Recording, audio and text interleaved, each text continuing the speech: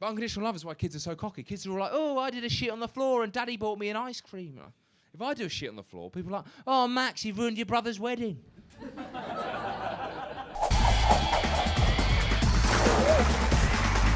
Max Dickins, hello.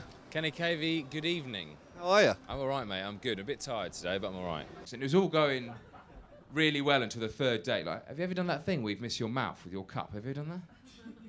It's pretty embarrassing. She was like, so, Max, what do you do? I said, well, actually, I'm a comedian. She went, wow, pretty cool. I went, yeah. I find my first year I tried to write to a theme and then gave up because it wasn't working. And what I've learned is you get as much funny stuff as you can write through the year, and I do like a daily blog, which really helps me. And then when you've got all the stuff, come June and July, you then structure it around a central idea and you link it all together. So people often watch a show and they just think, oh, that must have been written like a show. But it starts off as all these different blobs and you link them all up and you put all the clay into like a special, pot, if that makes sense. So I'm getting better at learning how to do it, I suppose. It's about getting all the materials and then structuring it. I've been single for ages. I do try and think, why have I been single for so long? I think I'm okay looking, so I don't think that's the problem, if I say so myself. But my problem is my personality, essentially, mate. That's my big problem, my personality.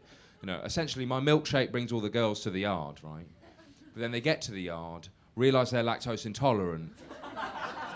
Good question. I've thought about it a lot, actually, and I genuinely think if I was better at sport at school, I would not be doing it.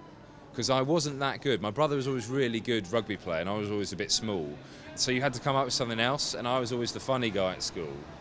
And I think it was then a natural progression to being funny with mates to trying to be funny on a stage. But it's a very different skill, as I've learned, because all the writing aspect of it is totally different to just ad-libbing down the pub. Cool. This is called The Forbidden Love, guys, and it's dedicated to you. Jill, woman, was in her flat, dark, cold, all alone, opening her birthday cards.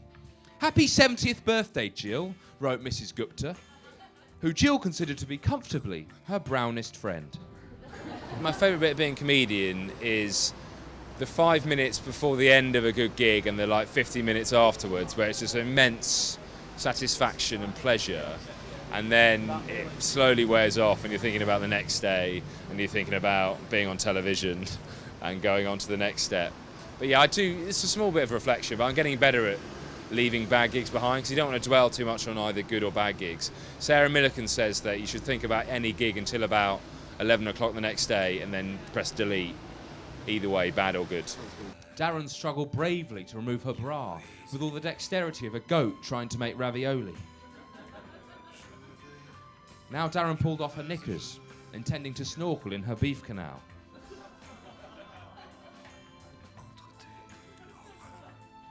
He investigated it carefully with his tongue, like a detective looking for clues. Soon Darren had finished his inquiries. Case closed. Jill was guilty of having an orgasm. Yeah, erotic fiction is the direction I'm going in. I think I'm not getting enough respect as a comedian, so I'm branching off into sort of novels, sort of sexy novels. And it's really seemed to connect with people. I get a lot of letters from middle-aged women, a lot of old cakes, a lot of hugs. And yeah, so it's nice. It's a nice way to break up the set, I think, erotic fiction.